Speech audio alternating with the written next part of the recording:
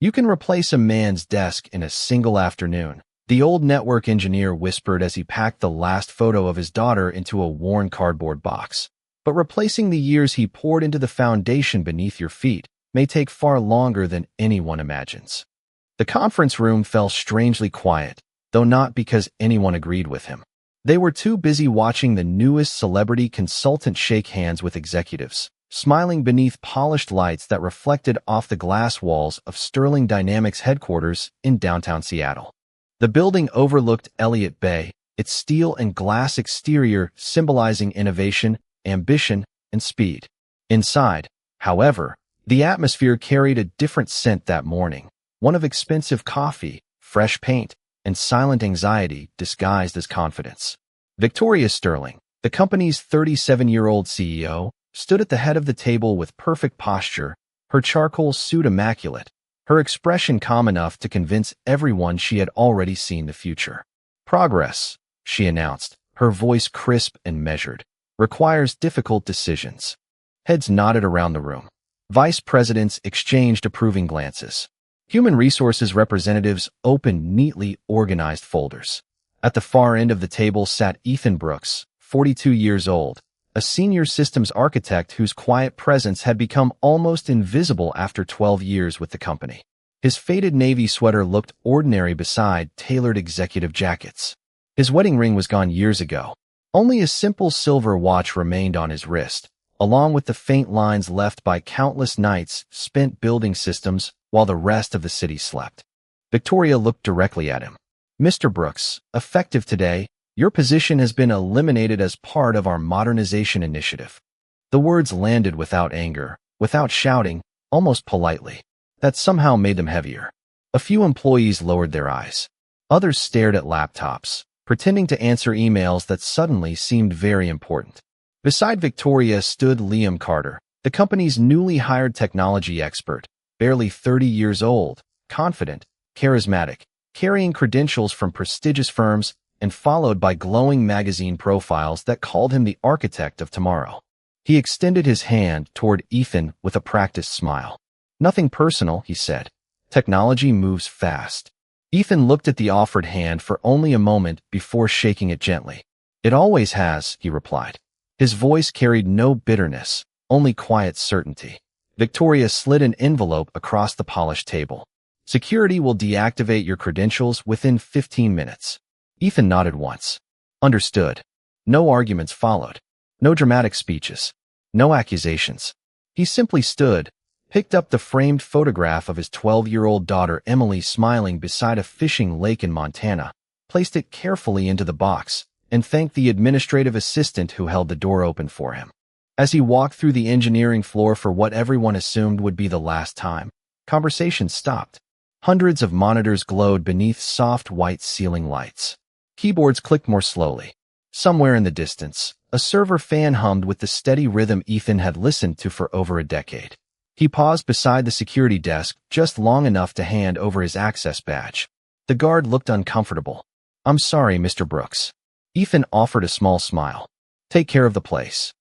Then he glanced back toward the towering building one final time, not with resentment, but with the quiet expression of someone leaving behind something far more valuable than a job. Before stepping into the cool Pacific Northwest afternoon, he spoke so softly that only the receptionist nearest the entrance heard the words. "I sincerely hope the system stays healthy." She frowned, unsure why that simple sentence sent an unexpected chill through the room. While 30 floors above, no one noticed that the man walking toward the parking lot was carrying far more than a cardboard box. He was carrying the only complete map of the invisible machine that kept the entire company alive.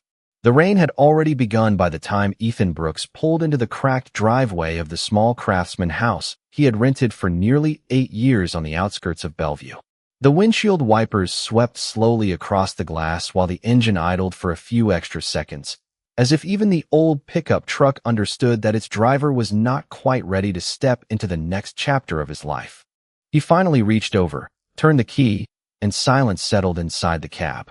It was the kind of silence that followed difficult news, not empty, but full of thoughts too heavy to speak aloud. He picked up the cardboard box from the passenger seat, balanced it against one arm, and walked toward the front porch where bright flower pots lined the wooden steps. Most of them belonged to Emily. She insisted every spring that flowers deserved second chances after winter, and Ethan had never argued with her. The front door opened before he reached it. 12-year-old Emily Brooks stood there wearing paint-speckled jeans and an oversized sweatshirt, her blonde hair pulled into a loose ponytail. She smiled automatically when she saw him, but the smile faded as her eyes drifted to the cardboard box. She had seen that kind of box in movies before. Children often understood more than adults expected. "Did something happen at work?" she asked quietly. Ethan stepped inside, set the box on the kitchen table, and removed his damp jacket. The house smelled of cinnamon oatmeal cookies and fresh laundry, simple comforts that somehow made the day feel less heavy. He looked at his daughter and smiled with the same calm expression he had carried through the boardroom. "Today was my last day there." Emily remained silent for a moment before walking over and wrapping both arms around him. "Are we going to be okay?" she whispered. Ethan hugged her gently. "We have each other," he answered. "That has always been the most important thing." She nodded against his shoulder, accepting the answer with the quiet trust only children can give. After dinner, while Emily finished her homework at the kitchen table, Ethan carried an old toolbox into the detached garage. Dust floated through narrow beams of afternoon light leaking between the wooden boards. Shelves held years of carefully organized tools, spare bicycle parts, and unfinished woodworking projects that life had repeatedly postponed. He rolled up his sleeves and began repairing a broken workbench without urgency, measuring each board twice before tightening every screw. The rhythm steadied his breathing. Building something solid had always made the world easier to understand.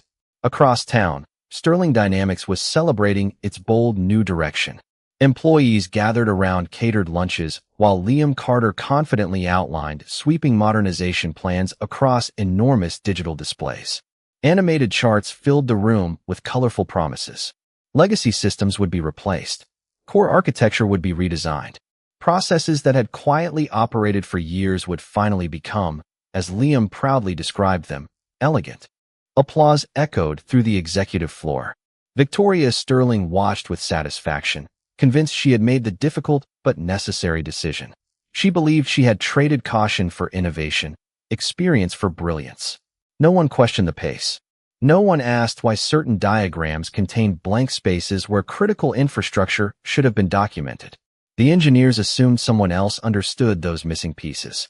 Liam assumed the documentation simply needed updating, and Victoria assumed that any talented expert could master a system built by another engineer. Meanwhile, as twilight settled over the quiet neighborhood, Ethan sat beside Emily on the back porch watching gentle rain ripple across the small garden. She rested her head against his shoulder while reading a library book.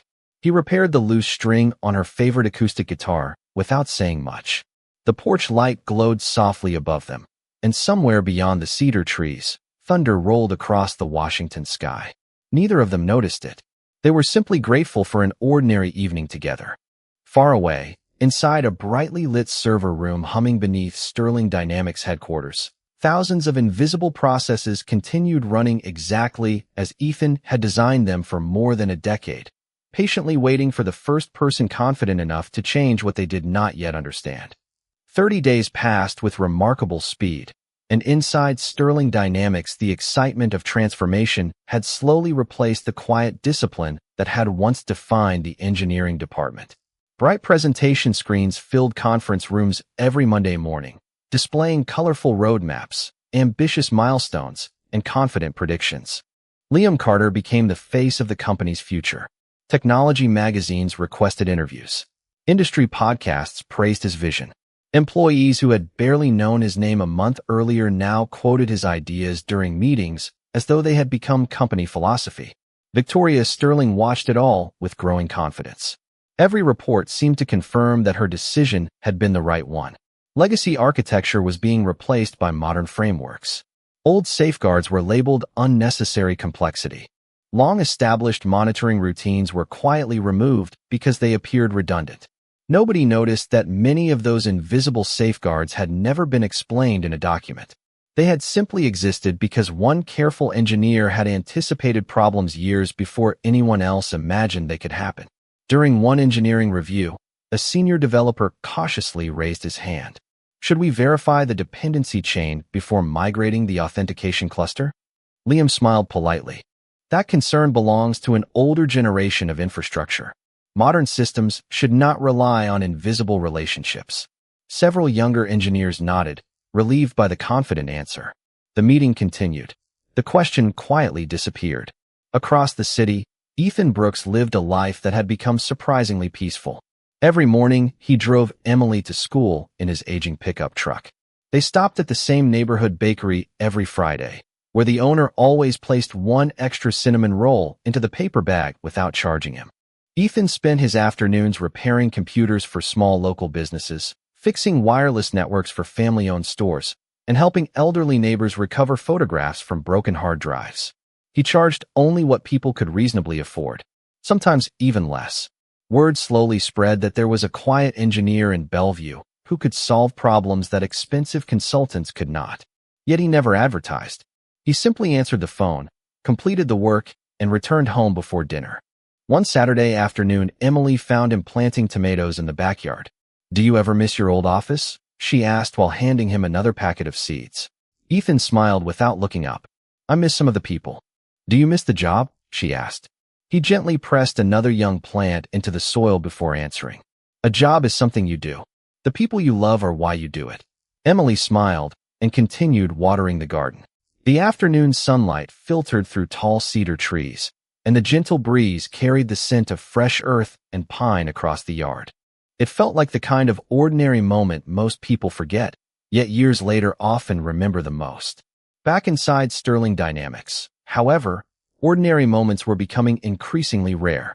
Liam announced the final phase of his modernization initiative. The company's original orchestration engine would be permanently retired during a scheduled overnight deployment. "Tomorrow morning," he declared confidently before dozens of engineers, "our platform will finally operate the way it should have years ago." Applause echoed through the operations center. Victoria thanked the entire technology division for embracing change and congratulated Liam on completing the project ahead of schedule. Shortly after 11 o'clock that night, the deployment began. Progress bars moved steadily across massive monitoring screens. Green check marks appeared one after another. Everything looked perfect. At 12:14 in the morning, one dashboard flickered yellow for less than 2 seconds before returning to green. Nobody reacted. At 12:17, another service restarted unexpectedly. Liam dismissed it as routine synchronization. At 12:21, a junior engineer quietly noticed that several internal monitoring graphs had stopped updating altogether. He opened his mouth to mention it, then looked around the room filled with confident smiles and closed it again. Outside the glass walls, Seattle slept peacefully beneath gentle rain, unaware that deep inside the company's silent server rooms, the first invisible thread holding an enormous digital machine together had just begun to unravel. At 12:24 in the morning, the first emergency alert sounded across the operations center. A soft chime echoed through the room before another followed, then another, until dozens of warning tones blended into a relentless chorus that no engineer wanted to hear. One by one, green indicators shifted to yellow, then to red. Large monitoring screens that had displayed smooth lines only minutes earlier suddenly filled with sharp spikes and flashing notifications. Liam Carter stepped closer to the central dashboard, his confident smile fading for the first time since joining the company. "Restart the authentication cluster," he said quickly. An engineer obeyed. Nothing changed. "Clear the transaction queue." Another command was executed. The alerts only multiplied. Within minutes, customer support lines began filling with reports from clients unable to access essential services. Internal messaging slowed to a crawl. Financial processing stalled. Automated scheduling platforms stopped responding. Distribution systems that depended upon synchronized data quietly froze as one invisible dependency after another failed in perfect sequence. Victoria Sterling entered the operations center less than 10 minutes after receiving the emergency call. She immediately sensed that this was no ordinary outage. Nobody was speaking above a whisper. Fingers moved frantically across keyboards while dozens of status windows refreshed without producing answers. "What happened?" she asked. Liam kept his eyes fixed on the monitors. "We are isolating the issue." "How long until recovery?" she asked again. This time there was no immediate response. A senior database administrator finally answered with careful honesty. We do not know yet. Those 5 words settled over the room with greater weight than any alarm. More engineers arrived from home wearing jeans, hooded sweatshirts, and rain jackets thrown over business clothes. Coffee cups appeared beside laptops that had barely finished booting before diagnostic scripts began running. Every screen displayed different symptoms, yet none revealed the actual cause. One storage cluster reported healthy performance, while applications connected to it remained completely unresponsive. Backup services showed successful completion even though restoration requests failed instantly. Monitoring software insisted critical infrastructure remained online despite users across the country reporting that nothing worked. It was as though the entire platform had become trapped between functioning and failing at the same time. Liam walked rapidly from one workstation to another. Roll back the deployment. The command was executed. Nothing improved. Restore last night's configuration. Another attempt. No change. Rebuild the orchestration layer. The progress bar completed successfully, yet the failures continued spreading across systems that should not even have been connected. Engineers exchanged increasingly uncertain glances. Every solution solved one symptom while creating 2 new ones. Victoria folded her arms and stared at the enormous architecture diagram projected across the front wall. Colored lines stretched between hundreds of interconnected services, yet something about the map suddenly looked incomplete. Entire sections seemed strangely isolated, as though invisible bridges had once connected them but no longer appeared anywhere on the screen. Where is the documentation for these dependencies? She asked. Silence answered her question. One engineer searched shared folders. Another opened archived project repositories. A third checked engineering notebooks stored in digital records. Most diagrams ended with the same handwritten note entered years earlier. Core integration maintained separately. Contact architecture lead for implementation details. Victoria looked around the room. Who was the architecture lead? Nobody answered immediately because everyone already knew the answer. They simply wished it were someone else. Finally, an older systems administrator removed his glasses and spoke with a quiet voice that carried farther than any shout could have.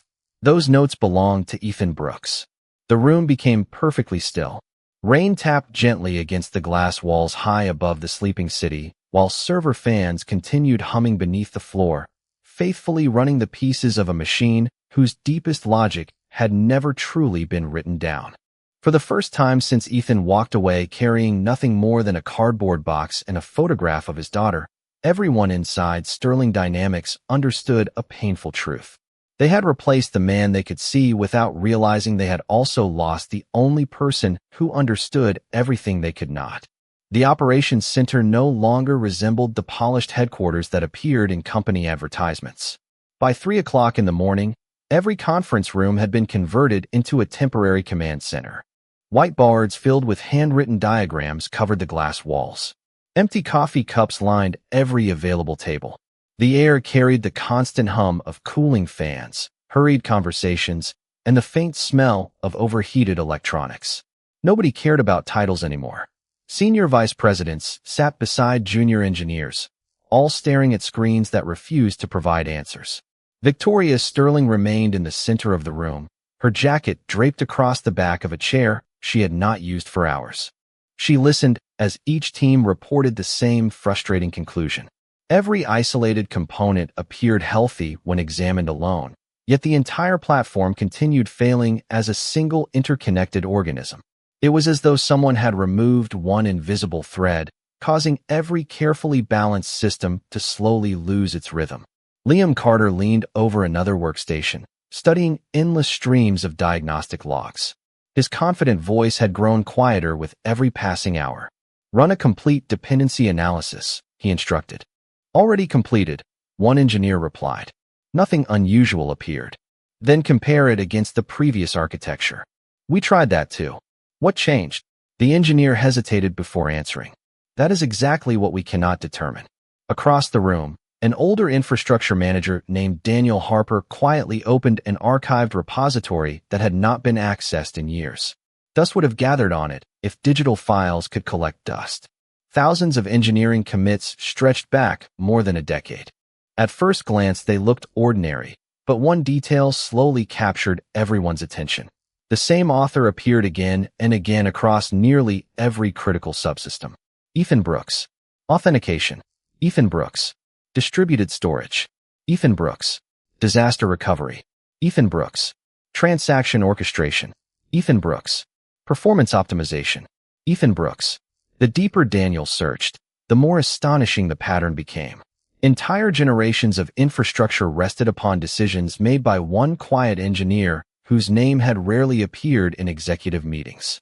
"Victoria," Daniel said carefully, "I think you should see this." She walked over as several engineers gathered around the monitor. Daniel opened a design journal that Ethan had left inside an internal repository years earlier.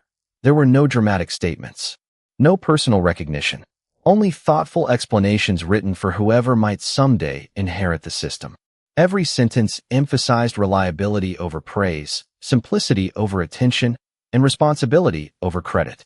One note near the bottom caught Daniel's eye. If future upgrades remove these synchronization safeguards, verify every hidden dependency before deployment. Several relationships exist only to prevent failures that may not appear during testing. Victoria stared at the screen without speaking. Liam slowly lowered himself into a nearby chair. "We removed those safeguards," he admitted almost to himself. "They looked unnecessary. Nobody criticized him. Nobody needed to." The evidence resting quietly on the monitor spoke more loudly than blame ever could. Another engineer searched through archived emails hoping to find additional documentation. Instead, he discovered dozens of messages Ethan had sent over the years suggesting maintenance plans, requesting additional documentation time, and recommending knowledge transfer sessions. Most had received polite replies thanking him before postponing the discussions for future budget cycles that never arrived. The room grew still once more. Every unanswered email now felt like another missing page in a manual they desperately needed. Victoria slowly closed her eyes. For the first time since becoming chief executive officer, she realized she had mistaken quiet humility for ordinary ability. She had measured confidence instead of wisdom, presentation instead of preparation. Outside, the first pale light of dawn began reflecting across the Seattle skyline, while exhausted engineers continued searching for solutions hidden inside millions of lines of code. Then Daniel looked toward Victoria with calm determination and asked the question nobody else had wanted to speak aloud. "Do we keep guessing?" he said softly. "Or do we call the one person who designed this system to survive mistakes exactly like ours?" Victoria Sterling stood alone outside the operations center for nearly a full minute before making her decision. Through the glass wall, she watched dozens of exhausted engineers moving from screen to screen with growing desperation, their faces illuminated by flashing alerts that refused to disappear. Every passing minute carried another report from anxious clients, another delayed transaction, another reminder that confidence had quietly surrendered to uncertainty. She took a slow breath, picked up her phone, and looked at the contact information Human Resources had archived only 30 days earlier. Ethan Brooks. She hesitated with her thumb above the screen, realizing that the most difficult conversation of her career had not been the one where she dismissed him. It would be the one where she admitted she had been wrong. Nearly 40 miles away, the morning sun had begun warming the small backyard behind Ethan's home. He had already finished replacing the loose chain on Emily's bicycle before she left for school. Now he was helping an elderly neighbor reconnect a home wireless router that had stopped working overnight. "You always explain things so clearly," Mrs. Reynolds said with a grateful smile as her laptop finally displayed a stable connection. Ethan shrugged gently. "Technology is easier when people do not feel rushed." She handed him a small container of homemade blueberry muffins instead of additional payment. "That is all I can offer today." Ethan accepted it with genuine appreciation. That is more than enough. As he loaded his toolbox into the back of his pickup truck, his phone vibrated quietly inside his jacket pocket. He glanced at the unfamiliar office number before answering. "This is Ethan Brooks."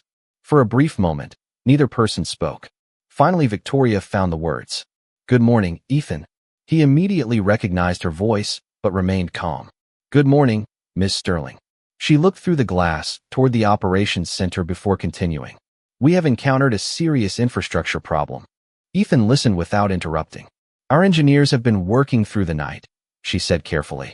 They have not been able to restore normal operations. Another brief silence followed. Ethan leaned against the side of his truck, watching a pair of robins searching the lawn for worms after the morning rain.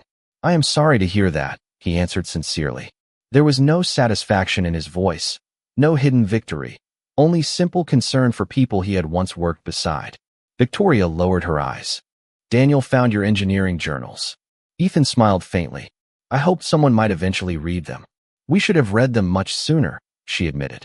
The honesty in her voice surprised even herself. Ethan remained quiet, allowing the silence to breathe instead of filling it with unnecessary words. Finally, Victoria spoke again. Would you be willing to come in and look at the system? Ethan did not answer immediately. He opened the truck door and carefully placed the container of muffins on the passenger seat before speaking. Does your team have the latest dependency map? We cannot find one. That is because it never existed as a separate document. Ethan replied gently. The architecture was designed as a living system. Every safeguard depends upon another safeguard. Victoria closed her eyes for a moment. The explanation sounded so simple now, yet no one had understood it before. Can you help us? She asked quietly. Ethan looked toward the elementary school where Emily would finish classes that afternoon.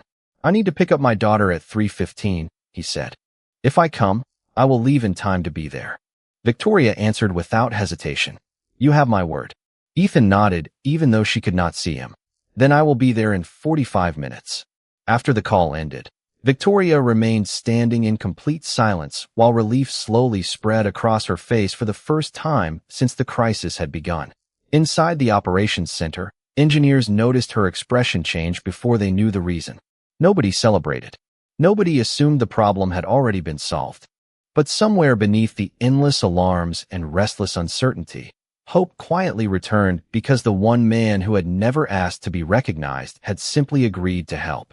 43 minutes later, Ethan Brooks walked through the front entrance of Sterling Dynamics, carrying nothing more than a worn leather laptop bag that had faded from years of daily use. The same receptionist who had watched him leave with a cardboard box only a month earlier immediately stood from her chair. Welcome back, Mr. Brooks, she said softly. Ethan smiled with quiet kindness. Thank you, Sarah. I hope you have been doing well. She nodded, surprised that after everything that had happened he still remembered her name. As he approached the security desk, the guard who had collected his badge weeks before looked visibly uncomfortable. I wish things had happened differently, he admitted. Ethan accepted the temporary visitor badge without hesitation. You were doing your job, he replied. There is nothing to apologize for. The elevator doors opened with their familiar chime. During the ride to the executive floor, neither Ethan nor Victoria spoke. The silence between them no longer felt tense. It felt honest. When the doors opened, dozens of employees instinctively looked toward the hallway. Conversation stopped almost immediately. Engineers who had barely acknowledged Ethan during his final day quietly stepped aside as he walked toward the operations center. Nobody announced his arrival. Nobody applauded. Respect entered the room before he did. Inside, enormous display walls continued flashing warnings across every major service. Coffee cups covered nearly every desk. Some engineers had not slept since the previous morning. Liam Carter stood near the central dashboard with tired eyes and wrinkled sleeves, looking far different from the confident consultant who had proudly introduced his modernization plan only weeks before. When Ethan approached, Liam stepped forward first. I owe you an apology, he said sincerely.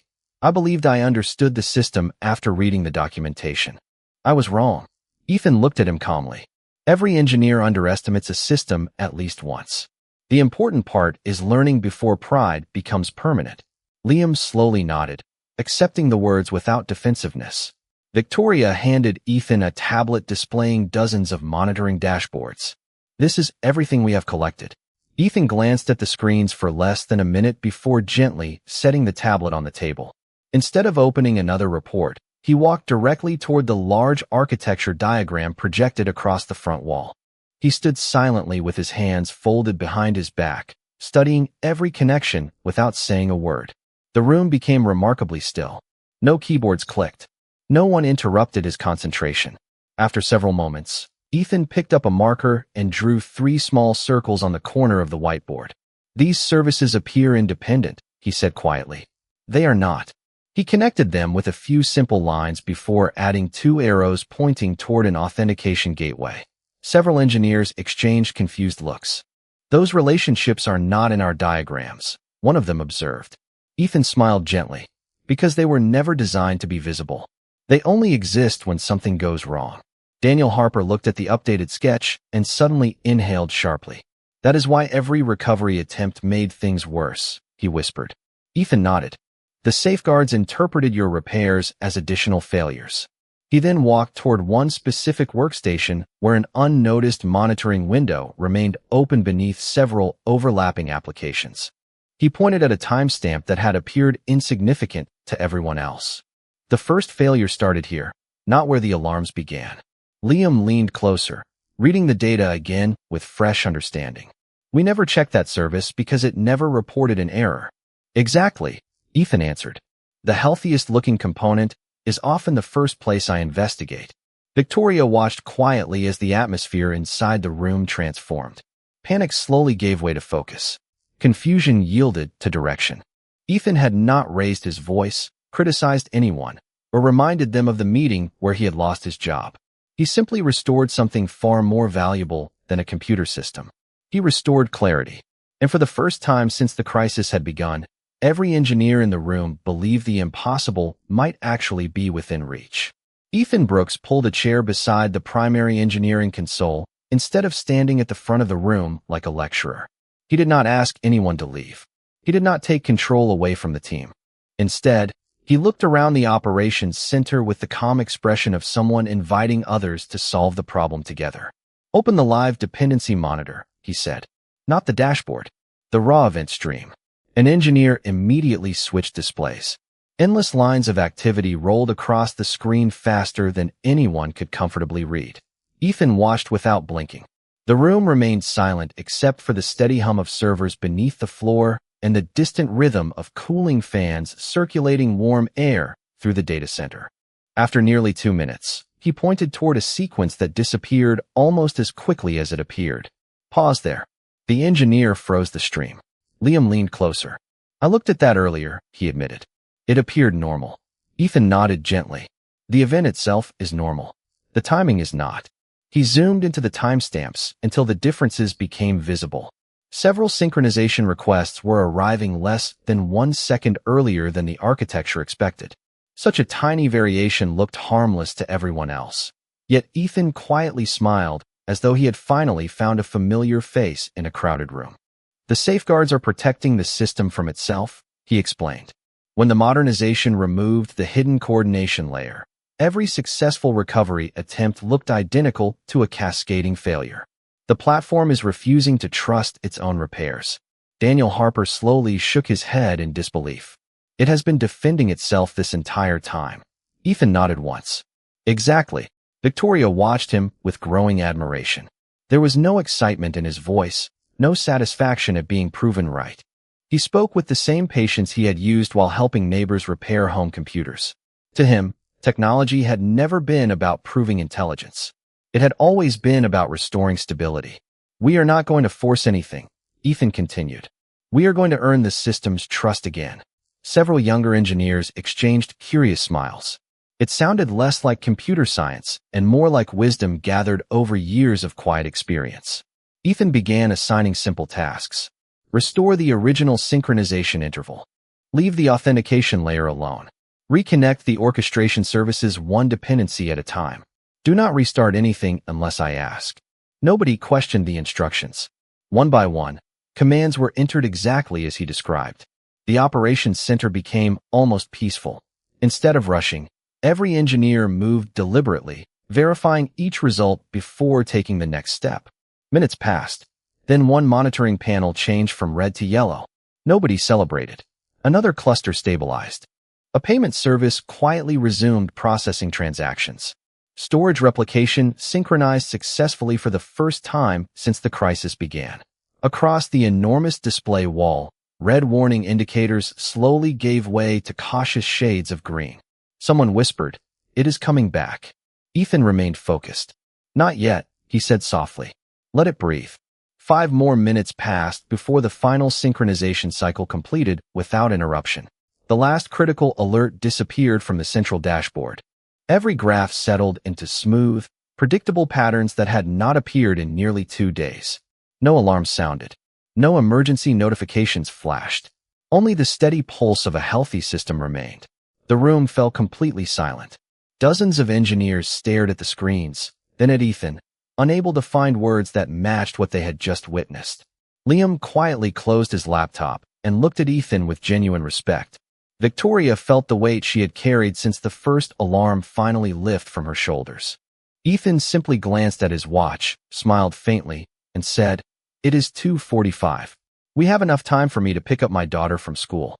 In that quiet moment, everyone in the room understood that the greatest measure of a remarkable person was never how loudly they proved their value, but how naturally they returned to the people who mattered most once their work was done. When Ethan Brooks closed his laptop, the operations center remained completely silent. No one hurried toward the elevators. No one reached for a celebration. The only sound came from the steady rhythm of healthy servers quietly doing exactly what they had been designed to do. Engineers who had spent nearly 2 sleepless days fighting a problem they could not understand simply stood there, watching the green status indicators stretch across the enormous display wall like the first light after a long storm. Ethan unplugged the charging cable, slipped the computer into his worn leather bag, and thanked the engineer who had shared the workstation. "You did the hard part," he said with a gentle smile. "You stayed with the problem instead of giving up." The young engineer lowered his eyes. "We only finished because you came back." Ethan shook his head. "No system is ever protected by one person forever. Teach each other. Share what you learn. That is how good work survives." Those words settled into the room more deeply than any technical presentation ever had. Victoria Sterling slowly stepped forward holding a new employee identification badge that Human Resources had printed only minutes earlier. Beside it rested a folder containing an executive contract approved unanimously by the board of directors. "Ethan," she said quietly, "I owe you an apology that should have happened long before today." Every conversation stopped. She looked directly at him without hiding behind corporate language or prepared statements. "I judged confidence instead of character. I valued polished presentations more than quiet wisdom. I believed replacing one person would be easy because I never understood everything that person had been carrying. I was wrong." Ethan listened without interrupting. She placed the badge and the folder on the conference table between them. "The board would like you to return as our chief technology officer. The compensation package is substantially higher than before. The position is yours if you want it." The room waited. Liam Carter quietly nodded in agreement. Daniel Harper folded his arms with a faint smile, already knowing the answer before anyone else. Ethan looked at the folder for only a moment before gently sliding it back across the table. "Thank you," he said sincerely. "That is very generous." Victoria looked surprised. "You are declining?" Ethan smiled with the same calm expression that had carried him through every difficult moment of the past month. "I would be happy to help your team as an independent technical advisor whenever you truly need me. I will gladly teach, document, and prepare the next generation of engineers. But I promised someone that I would always be there after school whenever I possibly could." He glanced at his watch. "Emily finishes in 20 minutes. No one argued. No one tried to persuade him with more money or a bigger title. Somehow, everyone understood that they were witnessing a success far greater than a promotion. Ethan shook Liam's hand warmly. "Take care of the system." Liam smiled with genuine humility. "This time I will learn it before trying to improve it." Ethan thanked Sarah at the reception desk, returned his visitor badge to the security guard, and stepped outside into the cool Seattle afternoon where sunlight finally broke through the fading clouds. A gentle breeze carried the scent of cedar trees and fresh rain as he climbed into his old pickup truck and drove toward Emily's school. At exactly 3:15, she came running across the sidewalk carrying her backpack almost as big as she was. "Did everything work out?" she asked after climbing into the passenger seat. Ethan fastened his seat belt, smiled, and started the engine. "Yes," he answered softly. "Everything important did." As they drove home together beneath a sky growing brighter with every passing mile, the towers of downtown slowly disappeared behind them. But the lesson Ethan left inside, sterling dynamics remained. True greatness rarely announces itself. It quietly serves, patiently prepares others, and walks away without asking for applause, because dignity does not need the loudest voice in the room to become the strongest one.